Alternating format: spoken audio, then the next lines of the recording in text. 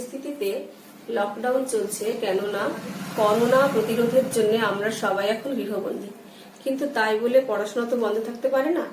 আর এই লকডাউনের জন্য আমরা আমাদের শিক্ষক এবং শিক্ষিকারা স্কুলে গিয়ে ছাত্রছাত্রীদের সাথে কেউ সরাসরি যোগাযোগ করে তাদের পাঠদান করতে পারছি না। সেই জন্যে আজকে আমি একজন শিক্ষিকা হিসেবে একটু স্কুলের বাচ্চারা যাতে ঠিকমতো পড়াশোনা করতে পারে, তাদের কিছু কিছু অসুবিধা হচ্ছে, যেহেতু আমরা তাদের সাথে যোগাযোগ করতে পারছি না, তো সেই অসুবিধা দূর করার জন্য আমি আজকে একটু তাদেরকে পড়ানোর ব্যবস্থা করেছি। তো আজকে আমার পড়ানোর বিষয় হচ্ছে নবম শ্রেণীর ৪র্থ অধ্যায় থেকে আমি শিল্প বিপ্লব এই বিষয়টুকু বেছে নিয়েছি, অর্থাৎ এই অংশটুকু বেছে নিয়েছি পড়ানোর জন্য। তো শিল্প বিপ্লব করতে গিয়ে আমাদের প্রথমেই যেগুলো জানতে হবে সেটা হচ্ছে শিল্প বিপ্লব কি, শিল্প বিপ্লব কবে হয়েছিল, শিল্প বিপ্লব কোথায় হয়েছিল ও কেন হয়েছিল। তো কবে, কি, কবে, কোথায়, কেন এই বিষয়গুলো আমরা পরপর যদি পড়ি তাহলে আমরা মোটামুটি শিল্প বিপ্লব সম্বন্ধে খানিকটা ধারণা পেতে পারবো। তো আমরা আগে দেখি যে শিল্প বিপ্লব কি। এই কথাটা জানার আগে বিপ্লব কথাটার অর্থ আমাদের জানতে হবে। তো বিপ্লব বলতে আমরা কি বুঝি? বিপ্লব বলতে আমরা বুঝি দ্রুত আমূল পরিবর্তন। অর্থাৎ কোনো ক্ষেত্রে যদি যে ব্যবস্থা চলছে সেই চলমান ব্যবস্থা থেকে নতুন কোনো ব্যবস্থা আসে এবং যে সেই নতুন ব্যবস্থাটা হবে দ্রুত এবং আমূল পরিবর্তন, অর্থাৎ আগের ব্যবস্থার সঙ্গে নতুন ব্যবস্থার কোনো মিল থাকবে না, তাহলে বিপ্লব কথার অর্থ দাঁড়ালো কি? দ্রুত আমূল পরিবর্তন। এখন এই দ্রুত আমূল পরিবর্তন যে ক্ষেত্রে ঘটবে সেই ক্ষেত্রে আমরা বিপ্লব কথাটা ব্যবহার করতে পারবো। তো শিল্পের ক্ষেত্রে যদি ঘটে তাহলে শিল্প বিপ্লব আমরা বলতে পারবো, যদি কৃষির ক্ষেত্রে ঘটে তাহলে কৃষি বিপ্লব বলতে পারবো। এইভাবে শিল্প বিপ্লব কথাটার অর্থ তাহলে কি দাঁড়াচ্ছে? শিল্প বিপ্লব কথাটার অর্থ দাঁড়াচ্ছে যে শিল্পের ক্ষেত্রে যে গতানুগতিক উৎপাদন ব্যবস্থা চলছিল সেই গতানুগতিক উৎপাদন ব্যবস্থা থেকে সম্পূর্ণ সরে এসে একটা নতুন পদ্ধতিতে, আর সেই নতুন পদ্ধতিটা হচ্ছে একটা যান্ত্রিক পদ্ধতি, সেই যান্ত্রিক পদ্ধতিতে যে উৎপাদন ব্যবস্থা শুরু হলো সেটাকেই তাহলে আমরা শিল্প বিপ্লব বলতে পারছি। এখন এই শিল্প বিপ্লব কথাটি যিনি প্রথম ব্যবহার করেছিলেন তিনি হলেন অগুস্ত ব্লকি।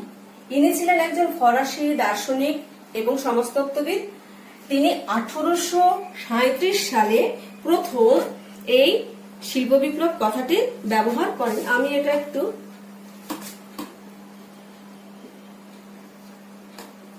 ইনভার্টেড কমার মধ্যে দিচ্ছি কারণ এই কথাটা গুরুত্বপূর্ণ।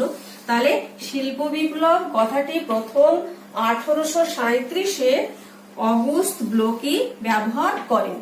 বেশ, তো এই শিল্প বিপ্লব কথাটিকে জনপ্রিয় করে তুলেছিলেন আরেকজন ঐতিহাসিক, তিনি হচ্ছেন আর্নল্ড টয়েনবি। ইনি ছিলেন একজন ব্রিটিশ ঐতিহাসিক। এই ব্রিটিশ ঐতিহাসিক আর্নল্ড টয়েনবি তিনি তার একটি বক্তৃতা দিয়েছিলেন। সেই বক্তৃতায় স্কটিশ বিশ্ববিদ্যালয়ে বক্তৃতা দিয়েছিলেন। সেই বিশ্ববিদ্যালয়ে তিনি যখন বক্তৃতা দেন তখন তিনি এই শিল্প বিপ্লব কথাটি ব্যবহার করেছিলেন, ফলে এই কথাটা তারপর থেকে জনপ্রিয় হয়ে যায়। তো এবারে আমরা সাধারণভাবে বলতে পারি যে শিল্প বিপ্লব কি। শিল্প বিপ্লব কি তাহলে বোঝা গেল যে শিল্পের ক্ষেত্রে যে গতানুগতিক ব্যবস্থা চলছিল উৎপাদনের জন্য সেই ব্যবস্থা থেকে সরে এসে সম্পূর্ণ যান্ত্রিক পদ্ধতিতে উৎপাদন ব্যবস্থা যখন শুরু হলো তখন সেই উৎপাদন ব্যবস্থাকে আমরা বলতে পারি সংক্ষেপে যে শিল্প বিপ্লব। কেমন? তাহলে শিল্প বিপ্লব কি এটা জানা হয়ে গেল। এবারে আমরা দেখবো যে কবে শিল্প বিপ্লব, এটা আমাদের জানা হয়ে গেছে। তাহলে কবে শিল্প বিপ্লব হয়েছিল? এখন ঐতিহাসিকদের মধ্যে শিল্প বিপ্লব কবে হয়েছিল অর্থাৎ কোন সময় শুরু হয়েছিল তা নিয়ে মতের খুব অমিল রয়েছে। তো আমরা মোটামুটি একটা এখানে ঠিক করেছি, দেখেছি যে যারা বলেছেন তাদের মধ্যে আর্নল্ড টয়েনবি তিনি একটা সময় দিয়েছেন, সেটা হচ্ছে 1740 থেকে 60 খ্রিস্টাব্দ। এই সময়ের মধ্যে অর্থাৎ 1740 থেকে 60 খ্রিস্টাব্দের মধ্যে শিল্প বিপ্লব ঘটেছিল। আর আরেকজন ঐতিহাসিক তিনি হচ্ছেন ফিলিস ডিন, তিনি বলছেন 1760 থেকে 80। তাহলে 1740 থেকে 60 বলছেন আর্নল্ড টয়েনবি, আর 1760 থেকে 80 বলছেন ফিলিপ ডিন। এই দুজন ঐতিহাসিকের আমরা নিয়েছি। তো মোটামুটি ভাবে আমরা এক কথায় বলতে পারি যে, এক কথায় বলা যায় যে অষ্টাদশ শতকের মধ্যভাগ থেকে শেষ ভাগ পর্যন্ত, অর্থাৎ শিল্প বিপ্লব সংগঠিত হয়েছিল। যদি আমরা কবের উত্তর দিতে চাই তাহলে শিল্প বিপ্লব সংগঠিত হয়েছিল আমরা বলতে পারি যে এক কথায় অষ্টাদশ শতকের মধ্যভাগ থেকে শেষ ভাগ পর্যন্ত, এই সময়ের মধ্যে শিল্প বিপ্লব সংগঠিত হয়েছে। এইবারে আমরা এর পরের প্রশ্নে আসি, সেটা হচ্ছে কোথায়, অর্থাৎ শিল্প বিপ্লব কোথায় হয়েছিল। শিল্প বিপ্লব কোথায় হয়েছিল সেটা বলতে গেলে আমাদের প্রথমেই জানতে হবে, সেটার উত্তর এক কথায় হলো ইংল্যান্ডে। শিল্প বিপ্লব কোথায় হয়েছিল তার উত্তর এক কথায় ইংল্যান্ডে হয়েছিল। এখন এই ইংল্যান্ডে শিল্প বিপ্লবের সূচনা হয়েছিল, সেখানে ইংল্যান্ডে কেন শিল্প বিপ্লব হলো? ইংল্যান্ডে কেন শিল্প বিপ্লব হলো? ইংল্যান্ড তো ইউরোপ মহাদেশের একটা দেশ আমরা জানি, এবং তার অবস্থান কোথায় আছে? ইউরোপ মহাদেশের একেবারে পশ্চিম দিকে, বিশেষ করে উত্তর পশ্চিম দিকে, সে মূল ভূখণ্ড থেকে আলাদা একটু জায়গা, এবং সেইখানে এই শিল্প বিপ্লবটা হয়েছে। তো এই শিল্প বিপ্লব হওয়ার পেছনে, অর্থাৎ ইংল্যান্ডে শিল্প বিপ্লব কেন, উত্তর আমরা একসঙ্গে বলছি যে ইংল্যান্ডে শিল্প বিপ্লব হওয়ার পেছনে কতগুলো কারণ ছিল। আমরা সেই কারণগুলোকে এভাবে দেখতে পারি পয়েন্ট করে করে, যে প্রথম পয়েন্ট হচ্ছে বিভিন্ন বৈজ্ঞানিক আবিষ্কার, দ্বিতীয় পয়েন্ট ভৌগোলিক পরিবেশ ও জলবায়ু, তৃতীয় পয়েন্ট কাঁচামাল ও বাজার, চতুর্থ পয়েন্ট সরকারি সহযোগিতা, এবং পঞ্চম হচ্ছে সুলভ শ্রমিক। তাহলে 5টা পয়েন্ট এখানে আমরা দিয়েছি, আরো পয়েন্ট করা যেতে পারে, সেটা পড়ে ভালো করে বুঝলে ছাত্রছাত্রীরা নিজেরাও চেষ্টা করতে পারে, সেটা তাদের উপর ছাড়া হলো। তাহলে প্রথম হচ্ছে বিভিন্ন বৈজ্ঞানিক আবিষ্কার শিল্প বিপ্লবের ক্ষেত্রে, অর্থাৎ ইংল্যান্ডে শিল্প বিপ্লব ঘটার পেছনে যে কারণগুলো মুখ্যত ছিল, সেই প্রধান কারণগুলোর মধ্যে প্রথম হচ্ছে বিভিন্ন বৈজ্ঞানিক আবিষ্কার। অর্থাৎ ইংল্যান্ডে ওই সময়ের মধ্যে, অর্থাৎ অষ্টাদশ শতকের যে মধ্যভাগ থেকে শেষ ভাগ, সেই সময়ের মধ্যে ইংল্যান্ডে বেশ কিছু বৈজ্ঞানিক আবিষ্কার হয়েছিল, যেগুলো আমরা এখানে একটু দেখে নিই। উড়ন্ত মাকু, John Kay, spinning Jenny Hargreaves, water frame, Arkwright, power loom, Cartwright, mule, Crompton. এই যে এই আবিষ্কারগুলো বয়ন শিল্পকে উৎপাদন ব্যবস্থার ক্ষেত্রে একটা যুগান্তকারী পরিবর্তনের দিকে ঠেলে দিয়েছিল। তার ফলে বয়ন শিল্পে উৎপাদন আগের তুলনায় অনেক বেড়ে গেছিল, এবং আগে যেভাবে কুটির শিল্পের মাধ্যমে উৎপাদন করা হতো সেইভাবে না করে এই যন্ত্রগুলো ব্যবহার করে উৎপাদন ব্যবস্থা আরো আগের থেকে অনেকটা এগিয়ে গেল। তাহলে বিভিন্ন বৈজ্ঞানিক আবিষ্কার বয়ন শিল্পের ক্ষেত্রে কিছু আবিষ্কার সাহায্য করেছে। এছাড়া আর যে যে আবিষ্কারগুলো অন্যান্য ক্ষেত্রকে এগিয়ে দিয়েছিল উৎপাদনের ক্ষেত্রে, সেগুলো হচ্ছে ব্লাস্ট ফার্নেস, জন স্মিটন, এটা হচ্ছে লোহা গলানোর জন্য একটা পদ্ধতি, স্টিম ইঞ্জিন, জেমস ওয়াট, এই যে জেমস ওয়াট স্টিম ইঞ্জিন আবিষ্কার করলেন, অর্থাৎ বাষ্পের সাহায্যে কোনো যন্ত্রকে চালানো যায়। তো বাষ্পের সাহায্যে যন্ত্রকে চালানো যায়, সেটা যেমন একটা বড় কারখানাতেও ব্যবহার করা যায়, সেটাকে আবার একটা স্টিমার বা নৌকাতে বসিয়ে খুব দ্রুত সেটাকে চালিয়ে নিয়ে যাওয়া যায়, সে ব্যবস্থাটাও করা যায়। তারপরে পাকা রাস্তা তৈরির ক্ষেত্রে ম্যাকাডম একটা যুগান্তকারী পরিবর্তন আনলেন, যার ফলে পরিবহন ব্যবস্থার ক্ষেত্রে প্রচুর উন্নতি ঘটলো, এক জায়গা থেকে অন্য জায়গায় জিনিসপত্র বয়ে নিয়ে যাওয়ার সুবিধে হলো। Safety lamp, Humphry Davis safety lamp, এই সেফটি ল্যাম্প আবিষ্কারের ফলে খনির অন্ধকারের মধ্যে নেমে শ্রমিকদের পক্ষে কাজ করা খুব সুবিধা হলো। তো এই সমস্ত আবিষ্কার, অর্থাৎ এই বিভিন্ন বৈজ্ঞানিক আবিষ্কারের মধ্যে এইগুলো ঘটছে, এই আবিষ্কারগুলো কিন্তু একমাত্র ইংল্যান্ডে প্রথম দিকে ঘটেছিল, যার জন্য ইংল্যান্ডে শিল্প বিপ্লবের একটা উপযুক্ত পরিবেশ তৈরি হয়েছিল।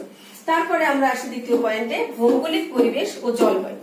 তো ভৌগোলিক পরিবেশ একটা দেশের শিল্পের জন্য অত্যন্ত গুরুত্বপূর্ণ, প্রয়োজনীয়, দরকারি বিষয়। তো ইংল্যান্ডের যে ভৌগোলিক পরিবেশ, অর্থাৎ ইংল্যান্ডের যে অবস্থান, সেই অবস্থানটাও কিন্তু শিল্প বিপ্লবের সহায়ক হয়েছিল, এবং তার যে জলবায়ু, অর্থাৎ শিল্প বিপ্লবের জন্য যে ধরনের জলবায়ু হলে, যে ধরনের জলবায়ুতে ওই বৈপ্লবিক পরিবেশ তৈরি হয়, সেই ধরনের জলবায়ু কিন্তু সেখানে ছিল, রৌদ্রোজ্জ্বল আবহাওয়া, এবং এই ভৌগোলিক পরিবেশের জন্য সে তার দেশের যে শিল্পায়ন সেটা ঘটাতে পেরেছিল।